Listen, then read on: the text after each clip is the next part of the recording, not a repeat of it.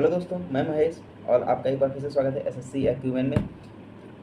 आज आप लोगों का रेलवे यानी आरआरबी एनटीपीसी 2024 का नोटिफिकेशन आ गया है।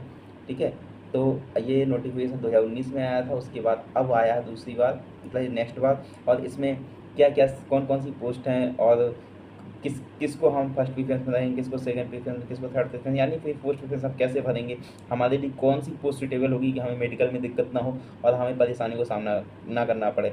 और जो 2019 के कैंडिडेट्स ने पोस्ट प्रेफरेंस भरते टाइम गलतियाँ की थी, वो गलतियाँ आप लोग ना करो, क्योंकि ये गलती मैंने भी की थी 2019 में, जिसका सामना मुझे करना पड़ा था। ठीक है, तो आपकी जानकारी के लिए बता दूं कि मैं आरआरबी एनटीपीसी 2019 में as a senior CCTC level 5 में सेलेक्टेड हूं। तो आप लोगों को अच्छी तरीके से गाइड कर पाऊंगा और आप समझ पाएंगे कि क्या क्या दिक्कतें होती हैं जब हम पोस्ट प्रेफरेंस गलत भर लेते हैं, उसके बाद हमें पोस्ट मिलने में दिक्कत होती है। जैसे हमें कोई पोस्ट बाद में पता चलता है ये पोस्ट हमारे लिए सुटेबल नहीं है, हमें पसंद नहीं है, और हम वो पोस्ट ऊपर भर देते हैं और बाद में नंबर चाहे कितने भी अच्छे हों, हमें वही पोस्ट मिलती है, बाकी हम उसमें कुछ नहीं कर सकते हैं क्योंकि हम उसके लिए मेडिकली फिट हो गए, तो उसका कोई चांस नहीं है कि हमें वो जैसे बहुत से कैंडिडेट ने तो 2019 में गुड्स गार्ड को ऊपर रखा था, क्योंकि गुड्स गार्ड यानी ट्रेन मैनेजर, अब उसका नाम ट्रेन मैनेजर हो गया। तो ट्रेन मैनेजर में क्या होता है कि सैलरी बहुत ज़्यादा बनती है, अलाउंस मिलते हैं रनिंग, क्योंकि ट्रेन बहुत ज़्यादा लेट हो जाती है, तो उस वजह से रनिंग वगैरह अलाउंस ज़्यादा बनते हैं, जिस वजह से 1 लाख के आसपास सैलरी बनने लगती है। ठीक है, स्टार्टिंग में तो मतलब 80-90 के आसपास ऐसे सैलरी बनती है, तो जिस वजह से कैंडिडेट्स ने उसको ऊपर अप्लाई किया था, बट बाद में वो चाह रहे थे कि हमें ये पोस्ट ना मिले, क्योंकि उसमें पैसा तो है। ठीक है, गवर्नमेंट पैसा तो देती है, लेकिन बस यही है कि उसमें लाइफ डिसबैलेंस हो जाती है अपनी। तो बाकी जिसको पसंद है तो वो करता भी है, शौक से करता है। ठीक है, तो मैंने बताया ना कि अपनी अपनी चॉइस होती है। ठीक है, तो आपका आज जो नोटिफिकेशन आया हम उसके बारे में बात करेंगे। आपको फॉर्म अप्लाई करना है 14 सितंबर से। ठीक है, 14 सितंबर से आपका फॉर्म अप्लाई होना स्टार्ट हो जाएगा। ठीक है, हमारे यहाँ ग्रेजुएशन लेवल में दो दो टाइप की पोस्ट हैं, एक लेवल 6 की, एक लेवल 5 की। ठीक है, इसमें लेवल 6 में अपना 35,400 इनिशियल पे होगा, यानी जो हमारा बेसिक पे होगा, और लेवल 5 में 29,200 हमारा बेसिक पे होगा। ठीक है, तो लेवल 6 में कौन कौन सी पोस्ट है? चीफ कॉमर्शियल कम टिकट क्लर्क और स्टेशन मास्टर। और लेवल 5 में goods train manager, junior account assistant कम टाइपिस्ट, सीनियर क्लर्क कम टाइपिस्ट। ठीक है, तो सबसे पहले हम बात करें कि अगर आपको मेडिकल स्टैंडर्ड सबसे पहले आपको अपना चेक करना है। अगर आप 6/9 यानी कि जो 6/9 यहाँ हमारा होता है विदाउट गिलास। ठीक है, विदाउट गिलास 6/6 थोड़ा ज़्यादा टफ हो जाता है, ये हमारा विदाउट गिलास होता है 6/8, जो A2 मेडिकल स्टैंडर्ड होता है। तो हमें सबसे आपको ये बात बिल्कुल ध्यान से सुननी है जो मैं बोल रहा हूँ। ठीक है, स्टेशन मास्टर और goods train manager, station master level 6 की पोस्ट है और गुड्स ट्रेन मैनेजर लेवल 5 की पोस्ट है। इन पोस्टों में आपको A2 मेडिकल स्टैंडर्ड चाहिए होगा। A2 मेडिकल स्टैंडर्ड 6/9 विदाउट गिलास होता है। ठीक है, तो विदाउट गिलास अगर आपका 6/9 अगर आ रहा है तो ही आप इन दोनों पोस्ट के लिए एलिजिबल हैं, अगर वो अदरवाइज इनको पहले मत भरिएगा। ठीक है, और दूसरी बात, हमारे पास लेवल 6 में चीफ कॉमर्शियल कम टिकट क्लर्क, इसमें मेडिकल स्टैंडर्ड है B2। ठीक है, B2 हमारा विद गिलास चल जाएगा। ठीक है, विद गिलास हम इसमें 2 डायोप्टर तक का यूज कर सकते हैं गिलास। ठीक है, बोथ है इसमें।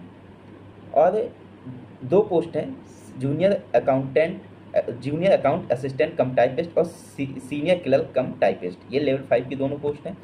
इसमें C2 मेडिकल स्टैंडर्ड चाहिए। ठीक है, विथ गिलास अगर एक आंख में 6/12 है तो आपका क्लियर है, और दूसरी आंख में अगर नील भी है, यानी कि अगर दूसरी आंख से दिखाई भी नहीं देता, तो भी आपका C2 मेडिकल स्टैंडर्ड फिट माना जाएगा, यानी एक आई से आपको 6/12 दिखना चाहिए। कौन सी? दोनों टाइपिंग की पोस्ट है, लेवल 5 की है।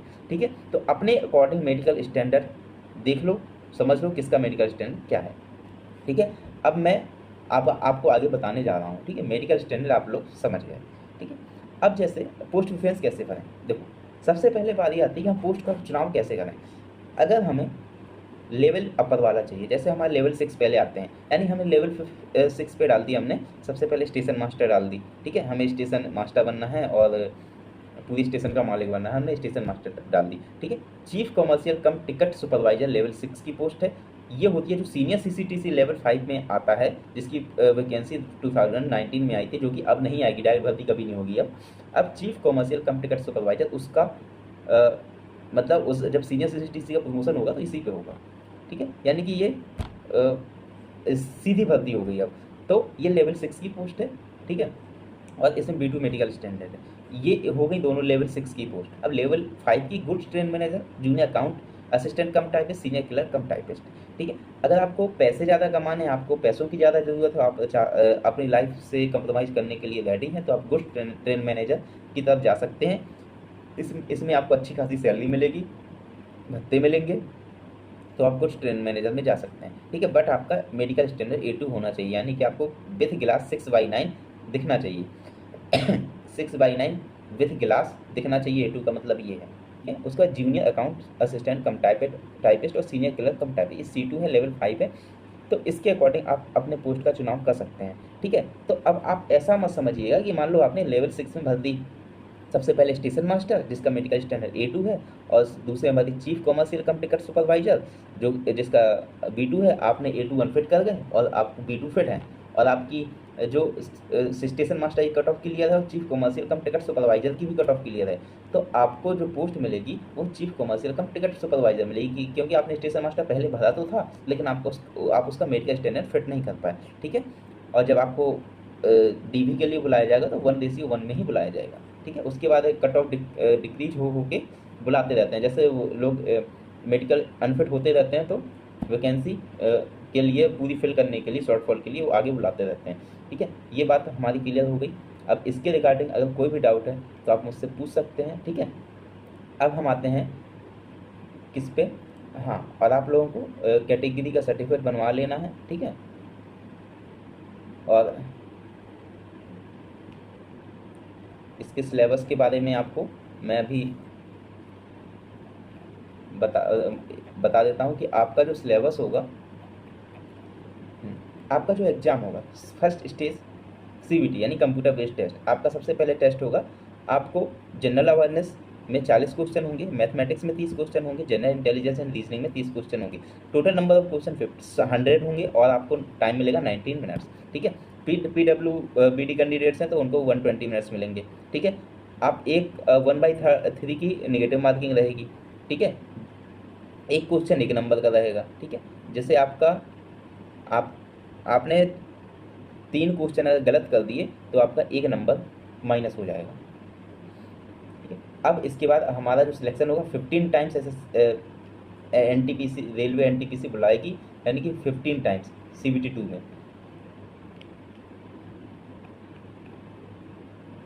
अब सेकेंड स्टेज में कुछ नहीं है, सिलेबस सब वही रहेगा, थोड़ा सा डिफिकल्टी लेवल ऊपर नीचे हो सकता है।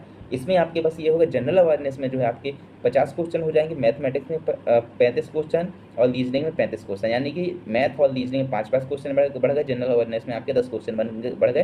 टोटल क्वेश्चन पहले 100 थे, अब 120 क्वेश्चन हो गए, और टाइम वही है 90 मिनट्स, यानी कि आपको टाइम का खेल हो गया इसमें। आपको उसमें 100 क्वेश्चन करने थे 90 मिनट में, अब यहाँ पे आपको 120 क्वेश्चन करने हैं 90 मिनट में, ठीक है।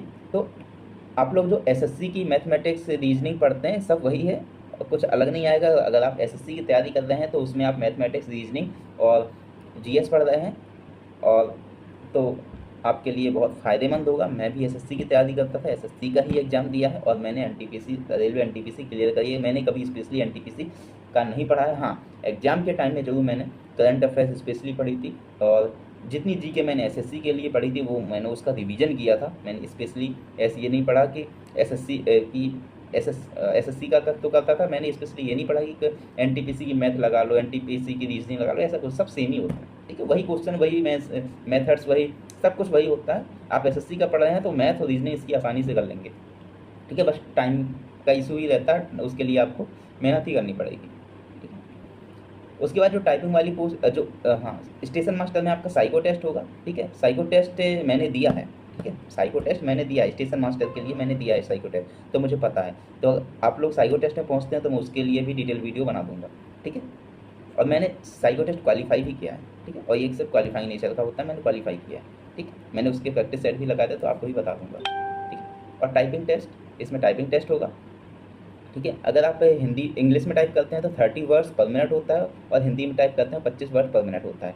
ठीक है, आपको कंप्यूटर में दिया जाएगा और डेस्कटॉप दिया जाएगा। इतना याद रखना, आपकी जो टाइपिंग होगी ये कंप्यूटर में होगी, बट इसमें आपको बैक स्पेस काम नहीं करेगा। आपने एक बार जो लिख दिया तो लिख दिया, यानी आपको कुछ गलत भी टाइप नहीं करना है, एक एक सब बिल्कुल अच्छे से टाइप करना है। अगर आपने दा की जगह दा लिखना है, आपने एच पहले दबा दिया, टी बाद में दबाया और ई, तो वही लिखा रहेगा। आप उसको बैक स्पेस करके उसको हट एरेज नहीं कर सकते कि आप उसको सही से कर दें, यानी कि आपने जो कर दिया वो कर दिया। ठीक है, जैसे डॉक्टर के पेशा में होता है कि डॉक्टर ने अगर कोई दवा दे दी, मरीज मर गया तो मर गया, वो उसको जिंदा वापस नहीं कर सकता। सेम इसमें आपने टाइपिंग में जो लिख दिया तो लिख दिया, वापस अब चाहे फेल हो जाए कुछ भी हो जाए, वो आप कुछ नहीं कर सकते उसका। ठीक है, तो इसकी टाइपिंग थोड़ा टफ होती है। उसके बाद आपका सीधा डॉक्यूमेंट्स वेरिफिकेशन होगा, जिसके लिए आप एलिजिबल होगे, आप कट ऑफ के अंदर आओगे तो आपको बुलाया जाएगा। ठीक है, तो स्टेशन मास्टर के लिए ही साइको होगा, बाकी जो दोनों टाइपिंग की पोस्ट हैं उनमें टाइपिंग होगा, और किसी में से कुछ नहीं होगा, सिर्फ CVT 2 होगा। यानी कि आपको जो चीफ कमर्शियल कम टिकट क्लर्क है उसमें आपको सेकंड स्टेज CVT 2 ही देना है, और गुड्स ट्रेन मैनेजर में आपको CVT 2 ही देना है, बाकी कुछ एक्स्ट्रा नहीं है। ठीक है, और एक से ज़्यादा शिफ्ट होंगी तो आपका नॉर्मलाइजेशन होगा, वो तो सीधी सी बात है। ठीक है, अब बात आती है कि हम किस RRB से अप्लाई करें कि हमें कि हमारा सिलेक्शन हो जाए। ठीक है, तो पहले तो आप ये जान लीजिए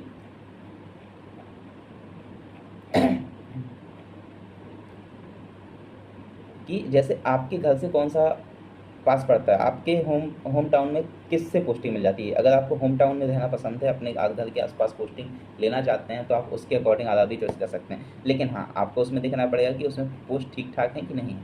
ठीक है, तो अगर पोस्ट अच्छी हैं थोड़ा बहुत ही तो आप उसको भरिए, अदरवाइज आसपास के जोन में भी जा सकते हैं। बाकी आगे चल के म्यूचुअल ट्रांसफ़र भी होता है, आप म्यूचुअल ट्रांसफ़र ले सकते हैं, लेकिन वो इतना ईजी नहीं होता है, क्योंकि लोग अपनी अपनी पसंद की जगह आप यानी अच्छे नंबर ला के वो अपनी पसंद की जगह आए हैं, और आप कम नंबर लेके आए हो, आप सिर्फ जॉब के लिए, तो कोई आपसे क्यों म्यूचुअल करेगा।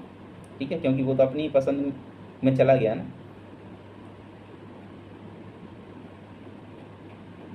किसी से गलती से हो जाए तो बात अलग। ठीक है, जैसे अब पोस्ट प्रीफरेंस में क्या कैसे बननी है कि हमें सबसे पहले देखना है कि जैसे हम किस एरिया के आसपास हैं। ठीक है, हमें वो देखना है। उसके बाद हमें उसकी पोस्ट चेक करनी है कि उसमें थोड़ा ठीक ठाक पोस्ट हो, और हमें जो पोस्ट चाहिए उसमें ठीक ठाक वैकेंसी है कि नहीं। अगर नहीं है तो आसपास के RRB में हम जा सकते हैं। ठीक है, तो आपको ये तो अपने आप से ही समझना पड़ेगा कि हमें किस RRB से अप्लाई करना चाहिए। इसके लिए मैं क्या ही आपको बता सकता हूँ, क्योंकि ये तो आपकी चॉइस होगी। ठीक है, क्योंकि बहुत से लोग जाते हैं कि जहाँ ज़्यादा पोस्ट होती है उस साइड भागते हैं, तो फिर वहीं की कट ऑफ ज़्यादा जाती है। ठीक है, तो जैसे पिछली बार हुआ था। ठीक है, पिछली बार क्या हर बार होता है कि जहाँ ज़्यादा पोस्ट होती हैं वहीं के लिए अप्लाई किया जाता है, जिससे जो जहाँ पे 4, 6, 10 पोस्ट होती हैं वहाँ की कट ऑफ कम जाती है, और जहाँ ज़्यादा पोस्ट होती है वहाँ की पोस्ट हाई जाती है। तो ये आप अपनी सूझबूझ से भरिए, ये इसमें मत पड़िए कि यहाँ पे वैकेंसी ज़्यादा है। हाँ, इतनी तो होनी चाहिए कि आपको कम से कम वैकेंसी मिल सके, आप उसमें आ सकें। मान लो 2-4 वैकेंसी आपने भर दिया तो थोड़ी दिक्कत हो जाती है। ठीक है, और अगर आप पढ़ने में अच्छे हैं, आपको पता है, आपको लग रहा है कि मैं बहुत अच्छे नंबर ले आऊँगा, अपने घर का आसपास भर देता हूँ, उसमें 2-4 पोस्ट हैं मैं ले लूँगा, तो अच्छी बात है। तो आपका कॉन्फिडेंस पे भी डिपेंड करता है। ठीक है, तो यही सब है। और कुछ आप लोग अगर और कुछ जानने वाले हैं, मतलब और कुछ अगर आपको जानना है तो आप मुझे मैसेज कर सकते हैं कमेंट बॉक्स में। ठीक है, और मेरा टेलीग्राम ग्रुप है जो कि लिंक आपको डिस्क्रिप्शन बॉक्स में मिल जाएगी। अगर आप कुछ पूछना चाहते हैं तो आप पूछ सकते हैं, मैं उसका पर्सनली जवाब दे देता हूँ। ठीक है, और मैं आपको बता दूँ, मैं RRB NTPC 2019 में इलाहाबाद जोन से सिलेक्टेड हूँ। ठीक है, तो मैंने आपको अपना जोन भी बता दिया है। ठीक है, तो आप लोगों को कौन सा RRB भरना चाहिए मैंने आपको बता दिया, और इतने सारे वीडियो बन गए होंगे उसमें बता रहे होंगे कि जिसमें किस में ज़्यादा वैकेंसी है किसमें। तो आप जहाँ सबसे ज़्यादा वैकेंसी हो उस साइड मत सोचिएगा। ठीक है, वहाँ घाटा ही होता है। ठीक है, जहाँ ज़्यादा वैकेंसी होती है वहाँ बहुत ज़्यादा फॉर्म अप्लाई होते हैं, तो ये मत सोचिए, आप अपनी सूझबूझ से RRB सेलेक्ट करिए। ठीक है, चलिए, आपको RRB NTPC के रिगार्डिंग और कोई जानकारी चाहिए हो तो आप बता सकते हैं। ठीक है, और मैं चलिए फिर मिलते हैं नेक्स्ट वीडियो में, तब तक के लिए बाय।